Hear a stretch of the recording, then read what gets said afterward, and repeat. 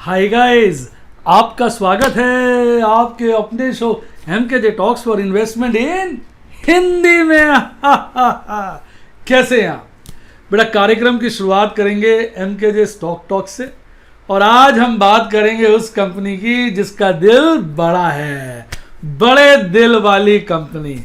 देखिए, हम बात कर रहे हैं लार्सन एंड टूब्रो की। देखिए, कंपनी हो तो ऐसी, एल&टी के Q2 के रिजल्ट्स आए हैं, प्रॉफिट में गिरावट है, पर डिविडेंड धमाकेदार दिया है।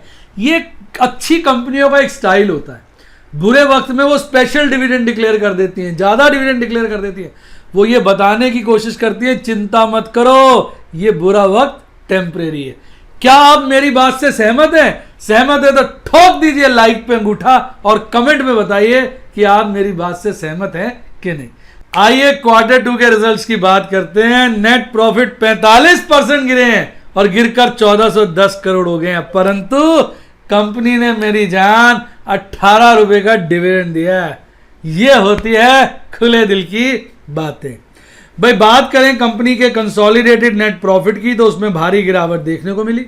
प्रॉफिट गिरकर 1410 करोड़ के हो गए, जबकि इसी क्वार्टर में पिछले साल 2551 करोड़ के प्रॉफिट थे, यानी 2551 करोड़ से स्लिप होकर 1410 करोड़ के रह गए।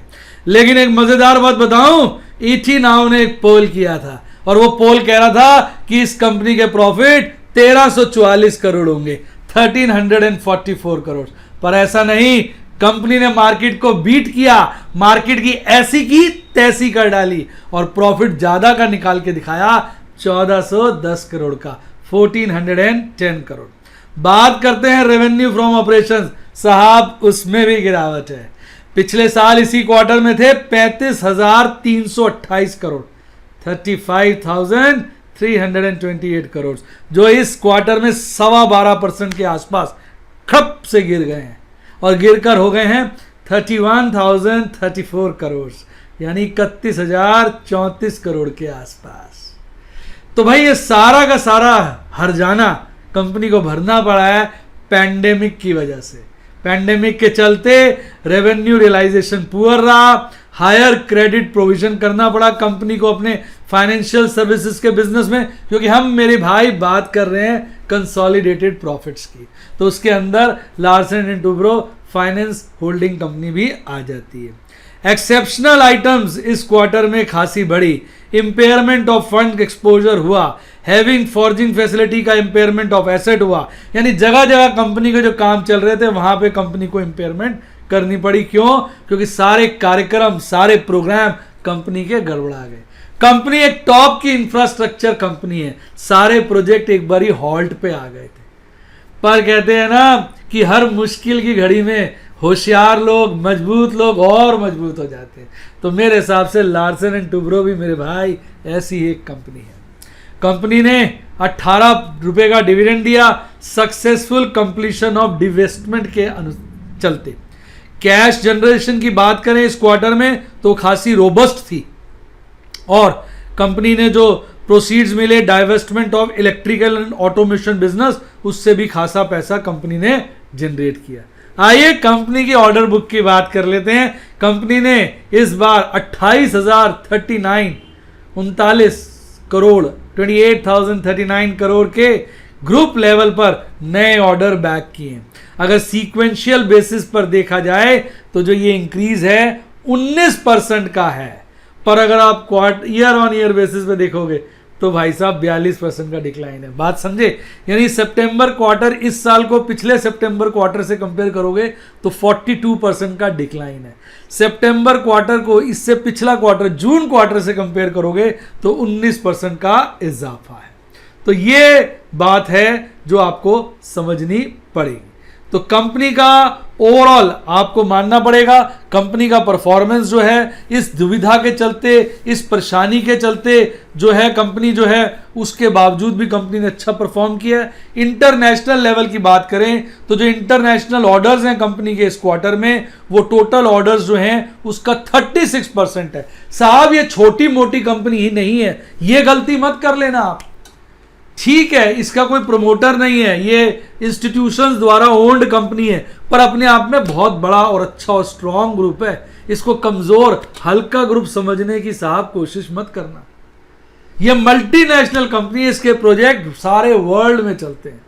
और आपको पता है अभी जो रेल का जो हाई स्पीड रेल चल रही है उसका भी सारा कॉन्ट्रैक्ट में इसकी बहुत भारी इन्वॉल्वमेंट है।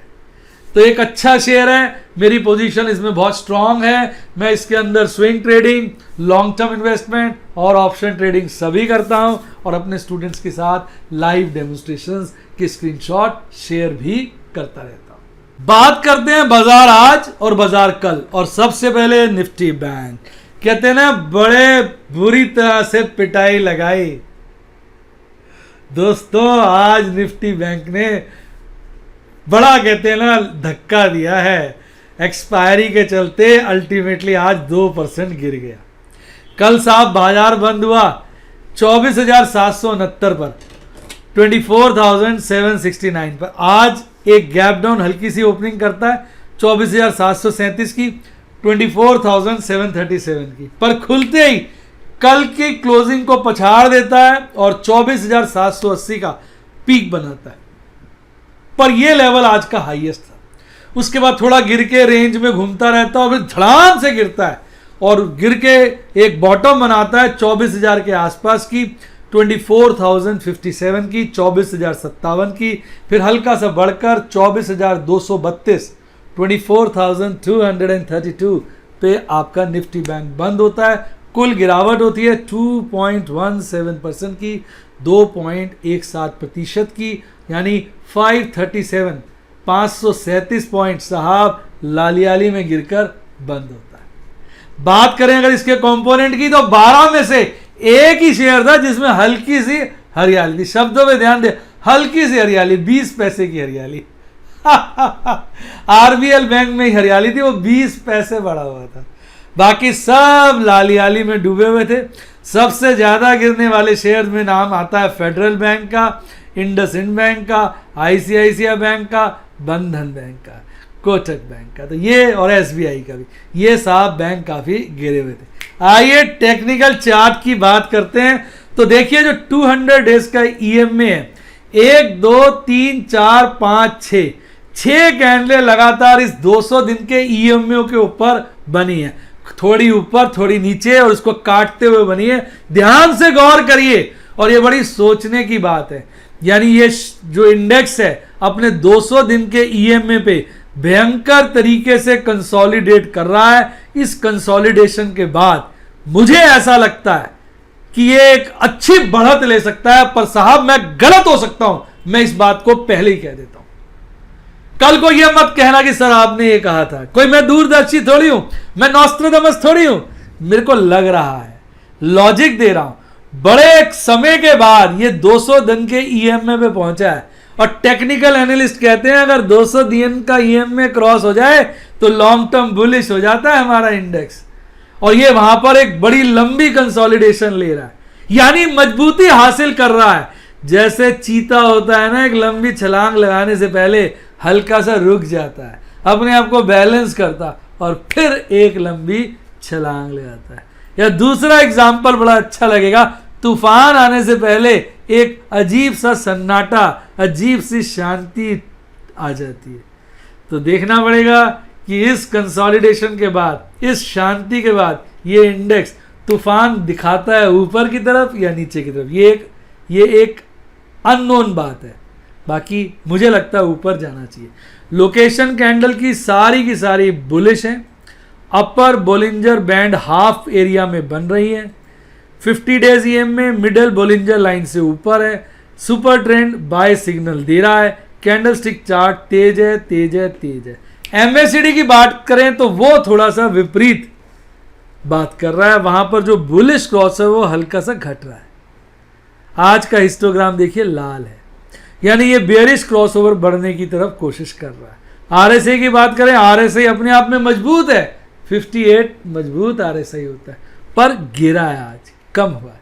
तो यानी कि अगर हम चार्ट पे देखें तो ऐसा लग रहा है कि लॉन्ग टर्म तो हमारा निफ्टी बैंक मजबूत है, पर शॉर्ट टर्म में थोड़े कमजोरी के चिन्ह नजर आ रहे हैं।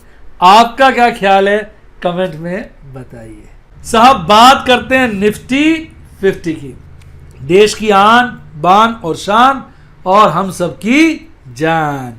इंडेक्स को देखिए, चार्ट को देखिए, सेम तरह का मूवमेंट है जैसा निफ्टी बैंक में था। भारी गिरावट के साथ आपका आज निफ्टी 50 गिरा है। कल बाजार बंद हुआ था 11,889 पर, यानी लगभग 18,890 कह लीजिए, या 11,889 पर, लगभग 11,890 कह लीजिए, या 11,900 के आसपास बंद हुआ था। आज 11,900 के ऊपर एक ओपनिंग लेता है, अच्छी गैप अप ओपनिंग 11,922 की, और खुलते ही 11,929 का पीक बनाता है।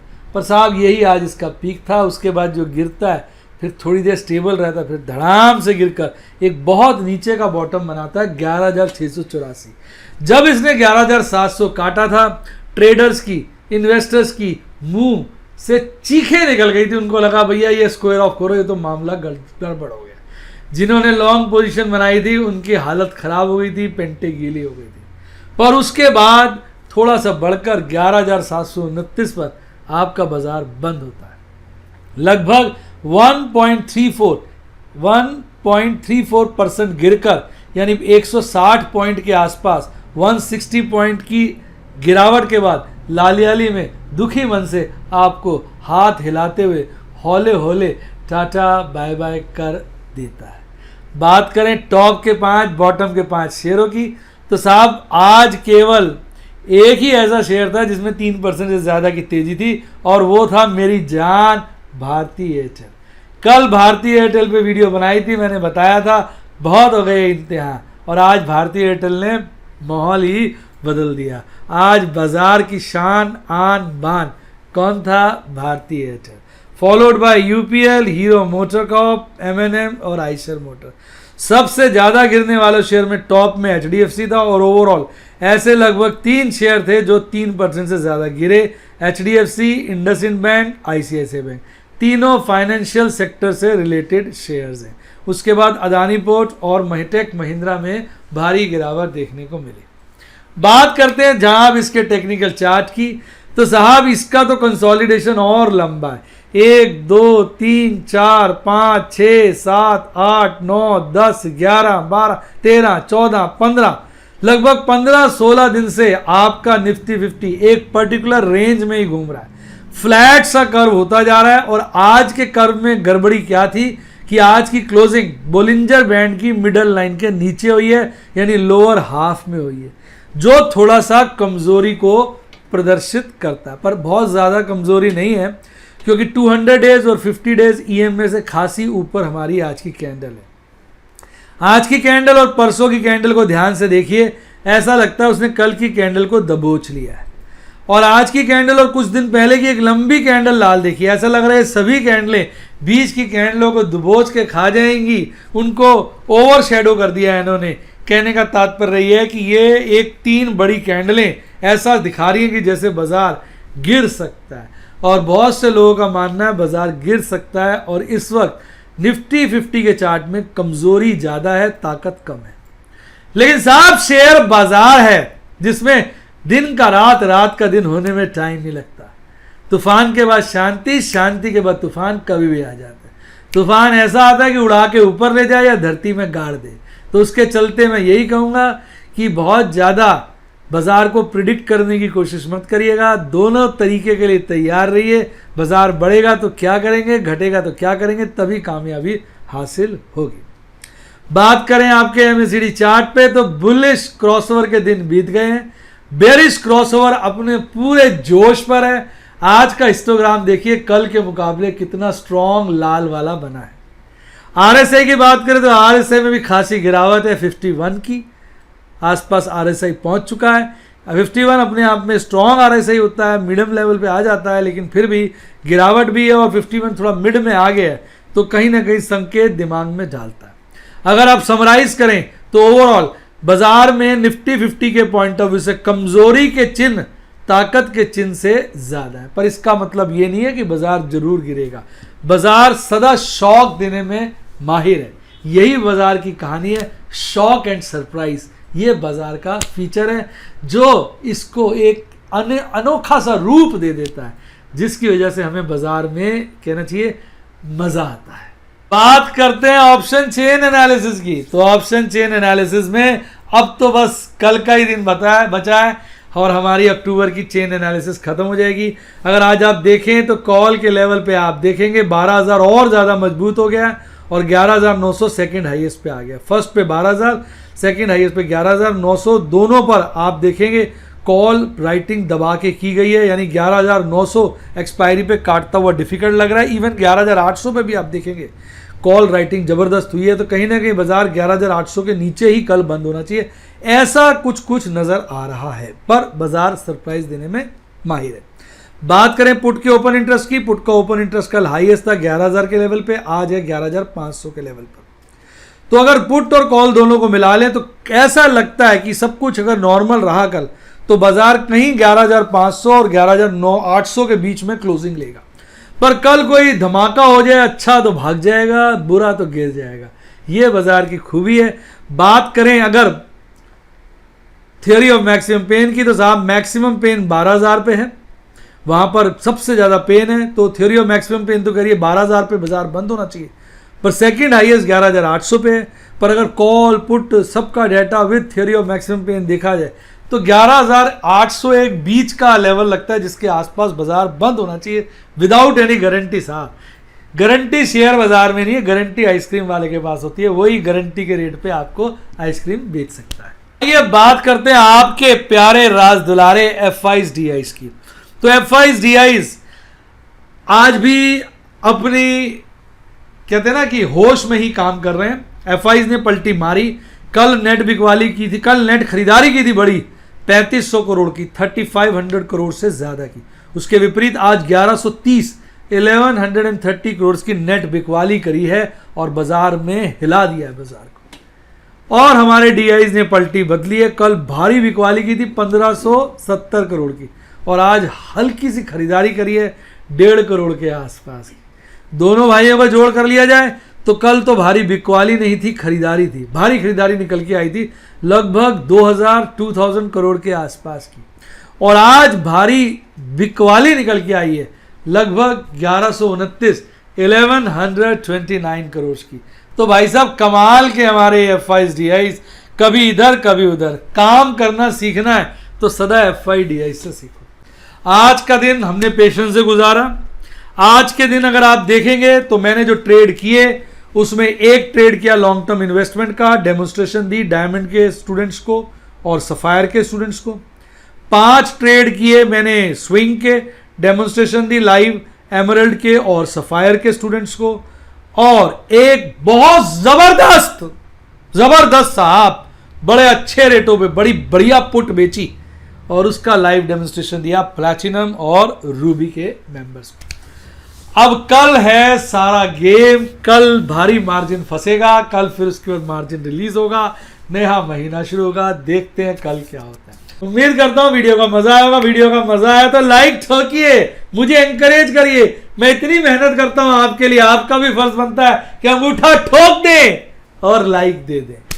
और मेरी वीडियो को अपने दोस्तों के साथ शेयर करिए, मेरे चैनल को सब्सक्राइब करिए। इसके साथ साथ अगर आप मेरे स्टूडेंट बनना चाहें तो सब्सक्राइब के साथ ज्वाइन का बटन आ रहा है उसको भी ठोकें, सारे स्टूडेंटशिप प्लान आ जाएंगे। आजकल दबाकर मैं स्विंग ट्रेडिंग करता हूं, नाना प्रकार के प्रॉफिट कमाता हूं। ये महीना प्रभु का आशीर्वाद रहना चाहिए, अच्छा गुजरेगा। और अगर आप मेरे स्टूडेंट बनना चाहें तो सारे आपको स्टूडेंट प्लान नजर आ जाएंगे। इसके अलावा अगर व्हाट्सएप पे गुफ्तगू करके स्टूडेंट बनना चाहे तो उसका नंबर डिस्क्रिप्शन बॉक्स में नंबर बोल भी देता हूँ, 7011-323-077 7011-323-077। आप कॉल करिए, मेरी टीम आपकी मदद करेगी। इसके अलावा अगर अच्छी किताबें पढ़नी है लिंक डिस्क्रिप्शन बॉक्स में। इसके अलावा भाई साहब रुकिए मत, अगर आपके पास डीमैट अकाउंट नहीं है तो कैसे करेंगे काम, उसका लिंक भी डिस्क्रिप्शन बॉक्स में। और ये आ गया अपने टेलीग्राम चैनल का लिंक, जिसने इसको ज्वाइन किया लेटेस्ट अप टू डेट सारी इंफॉर्मेशन टिप टॉप उसको मिलती रहती है। इसी के साथ साथ bye bye, God bless you, happy investing. और मेरे दोस्तों, मेरे बच्चों, आप जीवन में बहुत बहुत बहुत आगे बढ़े।